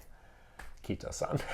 The Keto-san No vines. one wants to buy wine called Keto-san. If they know me, they want to buy my wine. No, they don't. Yes, they do. We should bottle Kit and Krysta wine with our like label. Oh my god, it's gonna be bad. It's gonna get that weird. Barrel. Your mom will just have this barrel in her backyard. Like fermenting. What are you doing? Pressing like. I'm just like dancing on some grapes. That could be fun. Playing some music, yeah. But yeah, it's very detailed. I went through 2 wine seasons, bottled 2 cases or vintages, I guess, of wine. Yeah. My first wine score of 81. Good. Not bad. Second wine score was a little worse. Oh. I tried to like do more and it didn't go well. Some rookie luck. Actually, I really like the story so far in this. Yeah. So like the simulation part was a little hardcore for me. Yeah. But I'm glad this game exists. Like you think like, oh well, never be a game about that. And they're like, oh, there is. And it's actually really cool for people who are way into that. So it's cool. Yeah, yeah. Okay. Time for the news jingle. Do it. News. That's the jingle. Pokemon Day was yesterday. Pokemon Day was fun. It's always fun. Yeah. It's weird that it landed on a Sunday. Why? It's usually there's like I feel like Pokemon, they usually do their news stuff on a weekday, but well, it's a day of the month, so they can't decide that. Can't decide. Don't blame them. I'm not blaming anybody. I'm just saying. Yet again, blame the calendar. Got a lot of anger against the calendar. I don't have any anger towards the calendar. Maybe you have anger towards the calendar. Lots of announcements yesterday for Pokemon Day. Again, first time for me to like not know anything, which was fun. Me too. Yeah, I loved it. I knew nothing about it. I knew nothing about it. But big announcement, Gen 9. Pokemon Scarlet and Pokemon Violet. Yeah. I thought those names were interesting because usually it's like two opposite colors of the wheel. The color wheel. Scarlet and Violet are pretty close together. They might be running out of some of these contrasting things to... Yeah, I guess they're not very contrasting at all. If it's Scarlet, it would have been like some sort of green something. Cerulean? Yeah. Maybe we don't need these dual releases anymore, is a feeling. Is that like antiquated now?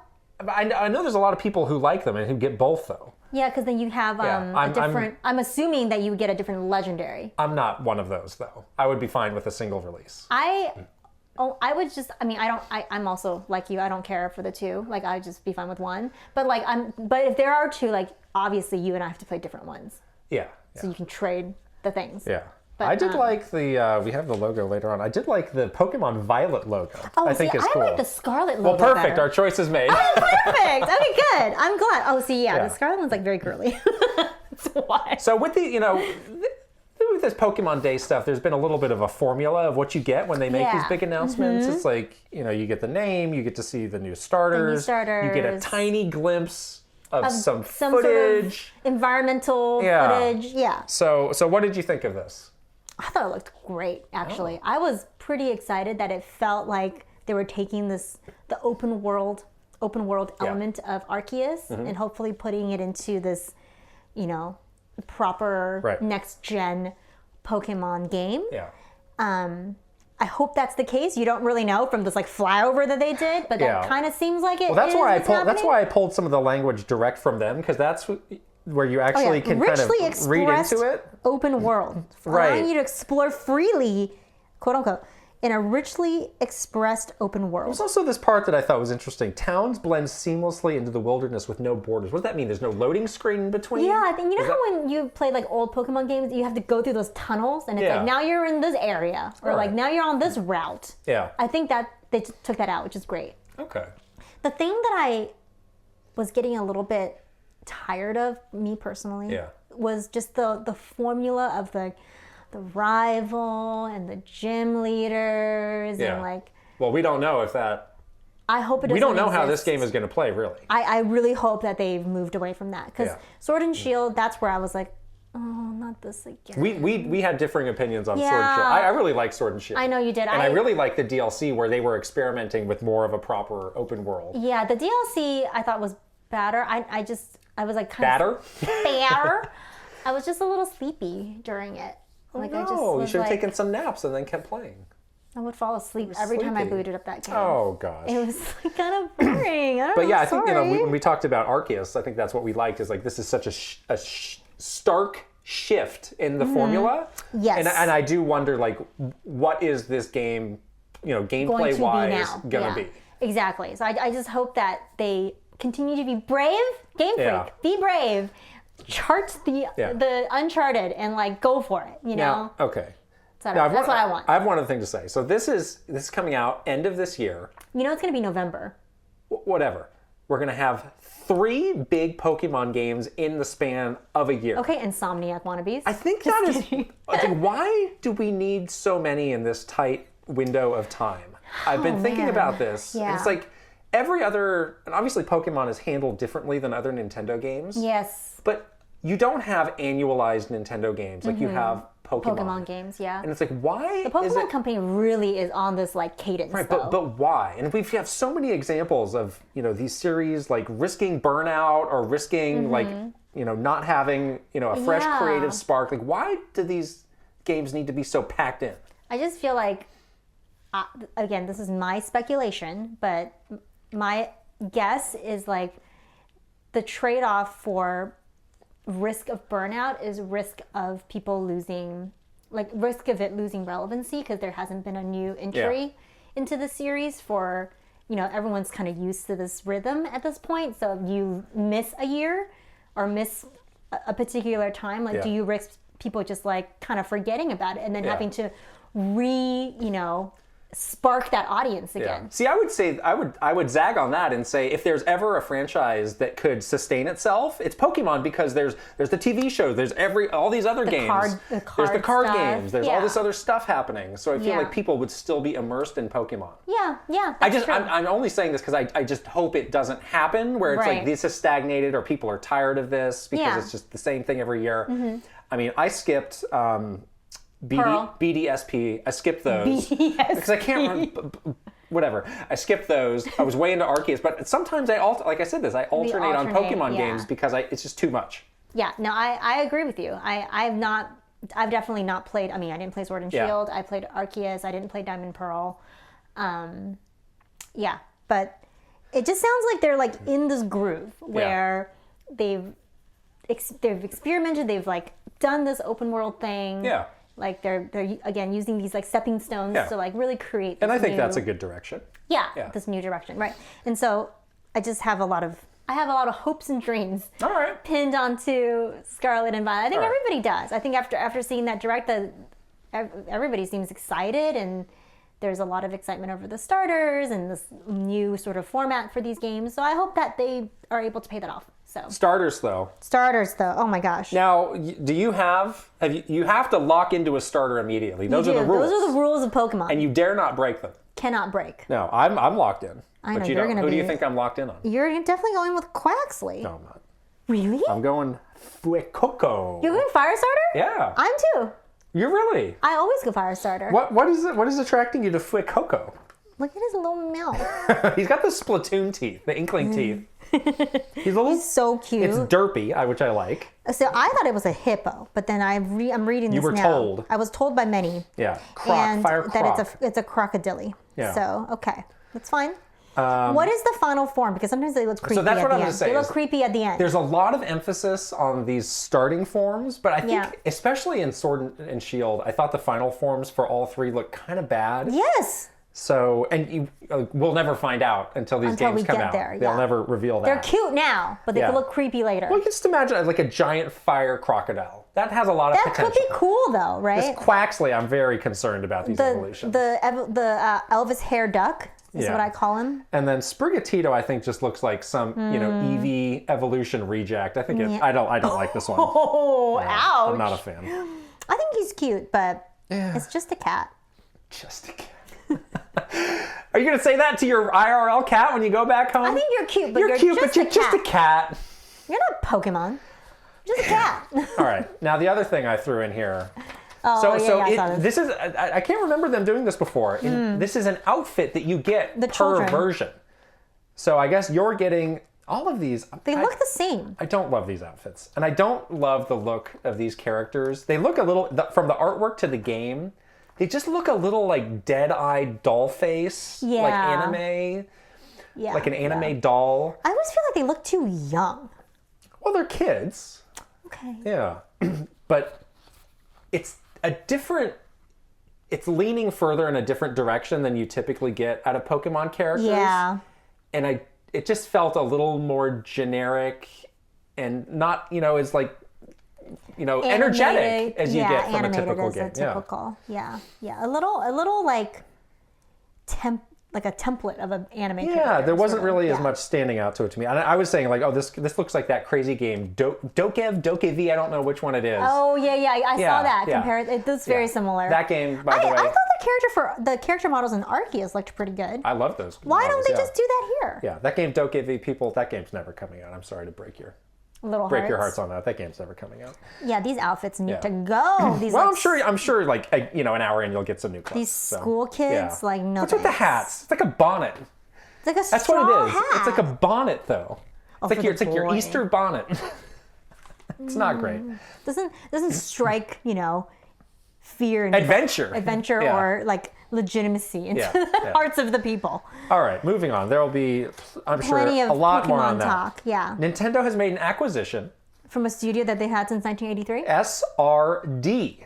Nintendo's acquisitions are just like, this is a studio that we've worked with for like, I don't know, whatever, 40 years? And great. we are just changing the name. Well, we saw, there was that line from Mr. Furukawa saying, like, we want people who have the Nintendo DNA. We do not want to acquire studios who do not have that. Clearly, this studio has it. Well, they have because they've been working with them forever. Yeah, and this was probably one of those things where it's like, there's no reason for us not to acquire like, you. no business reason. So, and this was making waves just, I think, because people are, onto acquisitions. Yeah, and but this it's is like so the boring different, as acquisition. But it's like a nothing, almost. Exactly, so yeah. Now, not a nothing, though. Ooh, the Nintendo EVO. skips EVO. Oh, man. So EVO, they always make a big deal about announcing the games that are in EVO. And they proactively said, those are coming soon, but Smash Brothers is not going to be a part of it. Right. We hope they'll rejoin in the future, etc. Yeah. Go. Me? Yes. Opinions. I mean, I'm not surprised. Right. Because there's been some issues. So EVO is now owned by PlayStation. Right. 1. 2, the whole Smash fighting game community has had a number of countless issues. Scandals. Yes. Real bad issues. Yeah, and that was not fun to deal with, by the way. And Nintendo is also trying to do its own thing with Panda. Right. Right. So. And Nintendo has its own competitive gaming team. Right. So I saw, there was obviously, disappointment with this because people were making the parallels to a few years ago where Nintendo pulled out. I think these are completely different. They're totally different. That was such a different situation where it was all about the Project M stuff. That's another thing that was. That's a big story we got to get to. Maybe around EVO time. That is my PTSD. When I had to parachute in and save the day and bring Smash back to EVO. Do you remember that? Oh yeah, but that was interesting. I worked on. You were the global lead for Zelda. I was the global lead for Smash. Right. And that took years off my life. But this was before that. This was before that, but I'm still traumatized from any Smash related anything. Yeah.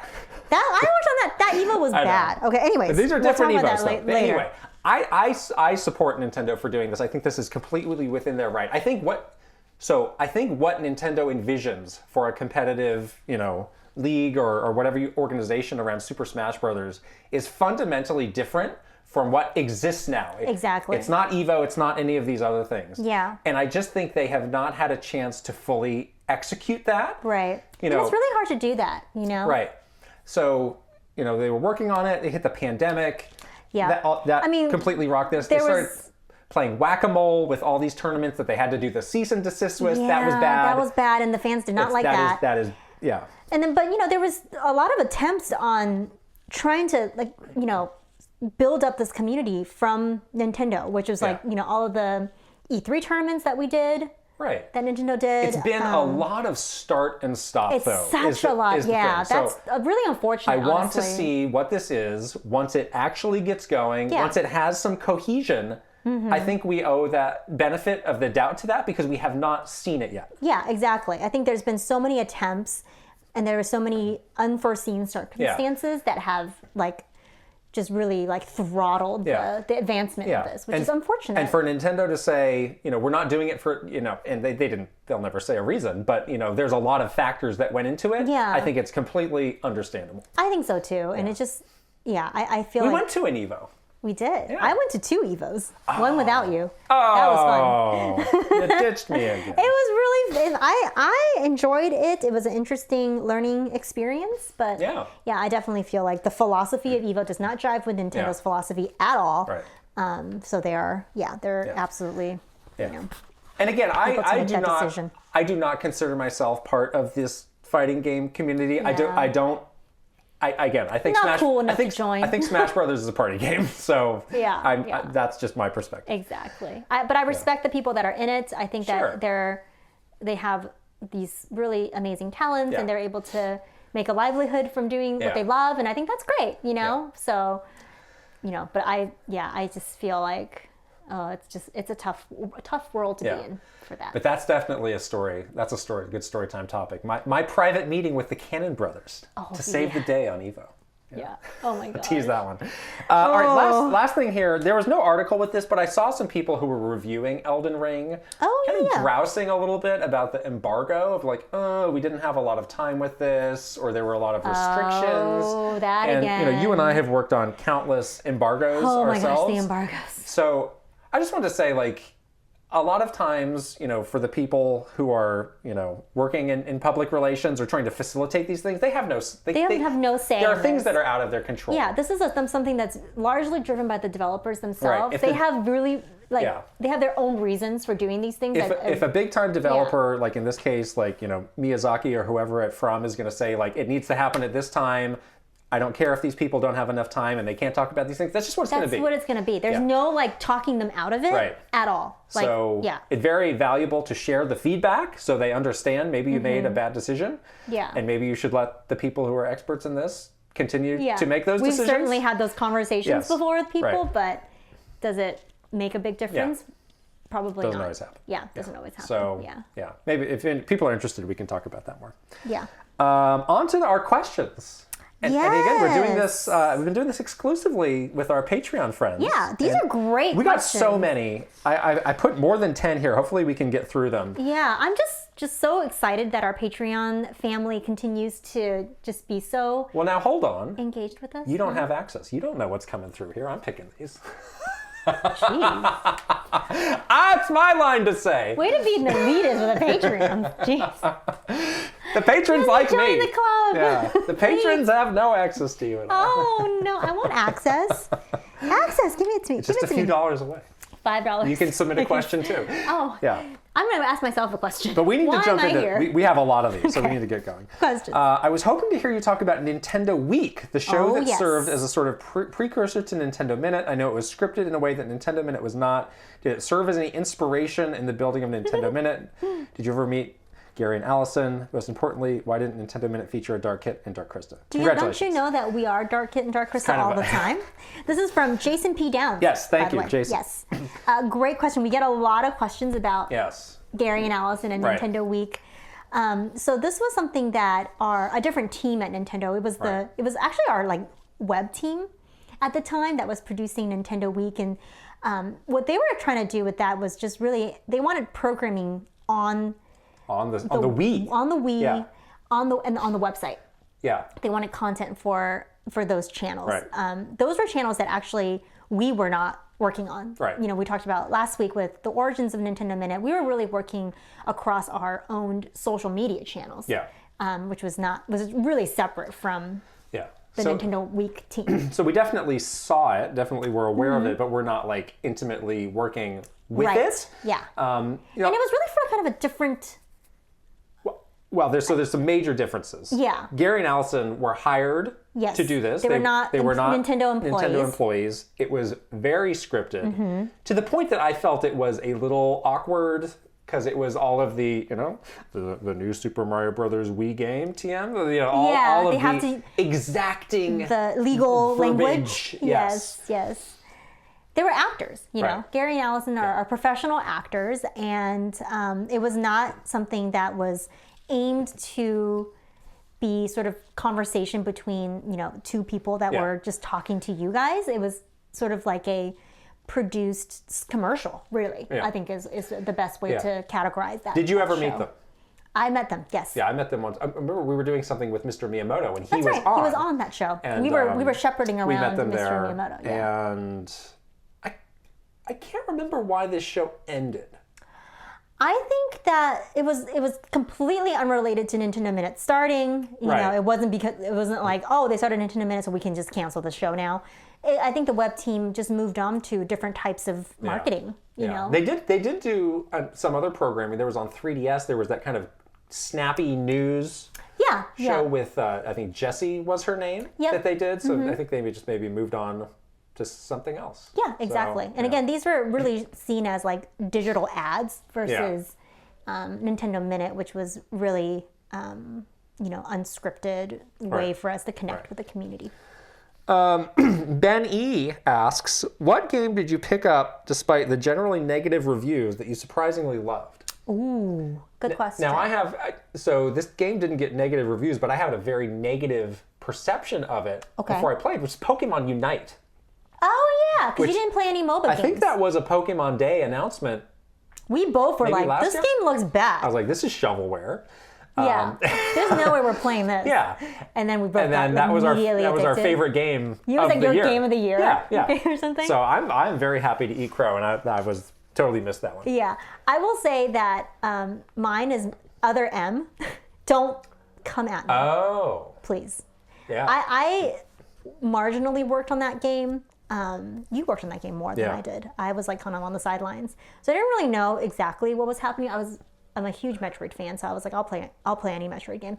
But when I saw like the really bad reviews, I was like, oh. But I mean, I still played it. I still beat that game. Yeah. I honestly still like that game. There was moments where it was a little cringe, but overall, that's a good choice. I did not. It did not deter me away from playing the game. Yeah. And And then on the flip side, were there any games you were looking forward to, but once you started playing, you were very disappointed? Oh, gosh. So this is like the inverse of that. I was thinking, this is, again, maybe extreme disappointment is too far for this, but the latest Ratchet and Clank PS5 game. That's right. I had really high hopes for, and I was just kind of like a little meh on it. I was like, this looks great, plays great, but it's just kind of another one of these. So yeah, I was never interested in that series, really. But I remember you saying that it was a little bland. Yeah. Gosh, can't really. You like everything? I mean, we kind of talked about this last week, but It Takes Two was one where it's like one of those like. It won another Game of the Year award. It's a Game of the Year. And DICE, game. It won the Game of the Year. DICE. What is happening with this game? I don't know. So there you go. Please tell us what we're missing with It Takes Two. Someone was like, same thing happened to me. That story was a turn-off. I said they skipped the story. But the gameplay Are there any proponents of the story out there? Yeah. We want to hear from you. Are there? Vincent 404, favorite PC franchises or favorite games you played first on PC? Well, you talked about World of Warcraft and Quake apparently. Quake. Yeah. Diablo was first experience on PC, obviously. I feel like I played a lot of PC games when I was in college. It's a good place to do it. Yeah. Yeah. And then I've since sort of moved away from PC gaming. Yeah. Again, I am not a big PC gamer, but Diablo is the series I played the most. Diablo 2, I played a ton of. I actually You built a computer for Diablo 2. 3. That was 3. Oh, 3. Okay. I did do LAN parties with Diablo 2. Yes. And then Diablo 3, you and I played through on PC and had a great time. Yeah, that was fun. Yeah. I kind of want to. I wish there was another game on PC that I can go back to. So if there's like a suggestion that someone has. World of Warcraft, go back. Should I? I don't know. No, I can't. I will be so deep in it. Oh my gosh, it would be dangerous. Dangerous. Charlie Lister says, "Hey guys, loving the show so far. If you wanted to work in the industry again, what company do you think you'd work at the most, big or small?" So I'm going to approach this a different way. There was a small list of companies that I kept in the back of my mind where it was like, oh, these are. I love working at Nintendo. This is the top of the top. But I would be open to someday working there. Is that the offer letter you have on the ground right there? Yes. So some of those were, I did have PlayStation on the list. I respect PlayStation quite a bit. Yes. Seems like a fun place to work. Some of our old Nintendo friends there are a lot of people who go from one to the other. Ubisoft was on my list. Ubisoft is on my list. Obviously, there have been some workplace issues with Ubisoft lately that might change my mind a little bit. Yeah. But the other one I think is Capcom is just a company that I really have a tight connection to those games. I got kind of close with Capcom one time. Oh, really? Mm-hmm. Well, it could have been you. Almost went there. All right. Could have been me. Could have been you. Yeah. You would have to play those Resident Evil games then. In VR. In VR. I can't even close my eyes in VR. Oh my God. I would not. It would just be like me in the corner, like huddled. I would love to work with an indie developer. Like if I had a choice right now. So by the way, I got an offer. No, just kidding. If I had a choice right now, I would want to work for Supergiant. That would be so cool. They seem so They're cool. in San Francisco. I love them. I should have thought of that one. And Greg is so cool, and I love Greg. Yeah. And I just think that would be such a cool environment to work in, where you are more hands-on with the games. Working at Nintendo was amazing, but we were very much like on the marketing side. So while we had great access to our developers, like I wasn't like standing over Mr. Aonuma's shoulder while he like made Breath of the Wild, you know? So I feel like if you worked at a place like Supergiant, you'd be able to do that, which would that's be a great so choice. cool. But yes. Next, I don't know how to say this one. Sasa Papa C? Sasa Or is it Papa. Sasa Papak? Sasa Anyhow. Papak. What do you think is the biggest area Nintendo can improve on going into next generation? Online. Yes, that's obviously one. I think, we talked about how it's so hard to stay on top from one generation to the next. I think the key to that is like, just don't take your foot off the gas. Yeah. Stay aggressive. Really, I would study what decisions were made and the things you did going. It's like the learn from history thing. Yeah, like don't make the mistake of thinking like, well, we did that last time, but we don't have to do that again, or we don't have to try that hard. Court some developer. It's like, no, you have to go for it every time. And it feels like that is the issue that so many companies have going from like PlayStation 2 to PlayStation 3. It's like, yeah, we can charge $600 for this. We can tell people to get a second job because we got hot stuff. It's like, no. You become too arrogant. They don't love you that much. And then you lose your fan base. Yeah, that's, totally. I think, the main thing. I do think Nintendo can listen to the community a little bit more. I know it's a really fine line, and it's like that thing where it's like Nintendo is a business. They're in the business of selling video games. Yeah. So they can't listen to everybody's comment. We're not crowdsourcing a console. And crowdsource, exactly, a business decision based on, people's opinions. But, the lifeblood of all of this is the people playing these games, and being interested in the brand and wanting to support the company. So Nintendo sometimes can really be that like unreadable monolithic corporation. So I think it's tough to connect with people as a corporation sometimes. So they should. I think that would be great if they're able to like continue that relationship in some way, And fix it online, please. Oh my gosh. 2022, people. Next question I think is directed at me from Tony Varela. I must have missed the first question, but he says, I decided to soften my question. Why you hate Sonic? What's your favorite Sonic game? First question. I'll give that a very quick answer, which is the ones that I decided not to play. Those are my favorite ones. Moving on. It's getting spicy again. Oh, we have so many to go. From InDesigner, the PS Vita, again, we were talking about this, just celebrated the 10th anniversary of its Western market release. Do either of you have any opinion on this cult handheld, or was it even on your radar during the 3DS years? Well, what do you think their intention was with the Vita? I own a Vita. Yes. So I think there were two things that were real issues with the Vita. One was there was very little first-party support on the games from Sony, which is like, if you're going to you need to show people that you're supporting this. You have to give them the software to play. There was like that Uncharted game that was around the launch. That's right. But like compared to the PSP, like it did not have the first-party support, and I think developers at that time were like, "Oh, why would we do this? Why would we stick our necks out if you're not going to?" Right. The other thing that was happening around this time was there was real panic around mobile games on cell phones. That's right. We dealt with that. Yeah. That was one of the times I really did see people like freak out a little bit. Yeah, definitely. I remember we did. I don't think you went to this one. There was some like offsite for marketing people, and they showed this video of like very young kids, maybe like 3 years old, like using an iPad and like really like perfect. And you could just feel like the audience tension. Clench up of like, oh no. Oh no, they're never going to use a Nintendo console again. So that was the narrative, that we were facing with the 3DS, and I'm sure they did with the Vita as well. Sony did. Of just like, nobody wants this anymore. People are just going to play on their phone. The experience is completely the same, which ended up to be absolutely not true at all. Wrong. Yeah. Thank goodness it was wrong, because now you have all these things to play, and there's great games you can play on your phone too. But there's also games on phone, like on mobile, and games that you can play on handheld. But that was a major narrative that was very hard to change people's minds on. What people were going to do, like at that time, because these phones were getting so powerful, no one knew how the tide was going to turn. Yeah, I was like, oh, hey, this game's free. Why would I pay money for this? Well, I can play this game Candy for free. Crush for like 20 million hours. Ian says, this question is for Krysta. Oh, yes. Do you play some of the Chinese-only game series? For example, Chinese Paladin, Sword and Fairy series, or Xuan Yuan? And how do you pronounce this? Please help me. Sanyuan. Sanyuan. It's like 3 circles, probably. Okay. And hopefully that is what you meant. I should have let you read that. By that. How embarrassing for me. Have you, though? Ian. So I have not, because one, this is embarrassing, but I cannot read Chinese very well. I came to the States when I was 5, so I didn't really do a lot of schooling in China. So my literacy level is like of a child. So I feel like the menus might be kind of hard for me. But when I was in China last, which was like a couple years ago before the pandemic, and I saw so many people playing, they look like MOBA games.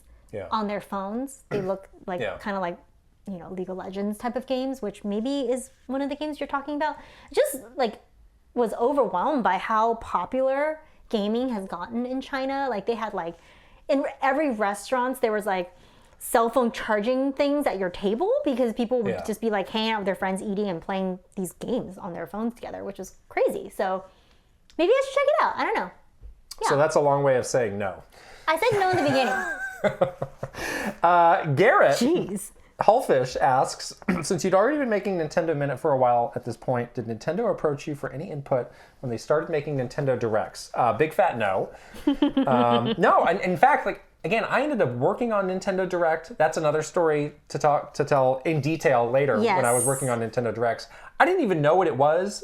Nobody did. I don't think I knew when the first one came out. I was like, what is this? This Reggie, telling people to play some game? Telling people what's wrong with them? What's going on here? But no, absolutely not. Yeah, totally separate, but you worked on it separately, which is after that first one. Very interesting. Yeah. I got way too deep into that. Oh my God, you were like sucked into the life. Nintendo Direct like funnel forever. Jack Craig asks, what was it like to meet/work with Miyamoto, Iwata, or any of the legendary Nintendo developers? Was it hard not to gush over them? It absolutely was. Yes. You have to be very professional. Like we would do things that had to be like, we sit in meetings with them and like brief them on stuff, like on serious business matters. But in your heart, you're just like screaming. But yes, I definitely remember meeting Mr. Miyamoto for the first time at E3, and it was like, just try not to be an idiot. Try not to act like an idiot. But yeah, it's one of those things where as you get to know them more and work with them more, it gets a little bit better. You start to get to know them as people, which helps to like not know them as like icons. Yeah. And that helps a lot. And again, they're just so incredibly awesome and like normal and humble and kind that it's just very easy to be very comfortable with them right away. Yeah. That's one of those things where, Nintendo is comparatively a very small company compared to what it does. Yeah. So you just, like going in, I've never thought I'll meet with Mr. Iwata. That's just, of course, what's going to happen. I'm like, no. Why would I ever have a reason to meet with him? Yeah. But I met with him a lot. And he was around a lot, and it was crazy. Yeah. So like that was absolutely one of the benefits of being in this small company is like you just had so much access. You would be with them and do stuff with them. Yeah. And be like, why? And they would rely on you to do things because you were the only one that could do it. Right, so it's like there was no like giant team of 20 people. It was like you are doing PR for this. So very unique. Go meet with Mr. Wada and like figure it out. Yeah, very unique situation. Yeah. Last question from Captain Alex, who we have met before. Thanks for the question. Here is a tough one. You have to live in one video game world for the rest of your life, but you don't have any of the powers of the hero. You just have to live out your days as a civilian. Which game world do you choose? That's a really good one. And I think he said no. Elden Ring. You're like the merchant in Elden Ring. Oh, you're going to be Kale. No. And he said no life sims like Animal Crossing. That would be cheating. That's a tough one. Let's see. Maybe like Ezio's Assassin's Creed. I'll just live in Italy as like one of those people he throws money at. You want to live in 1600 Italy? Why not? The plague and I'll live as like a rich merchant or something where I have like the nice estate. Okay. Or like one of the characters that have like the beautiful like homes in the vineyard or something like that. Okay. That was nice. It's not bad. Yeah. That could be all right.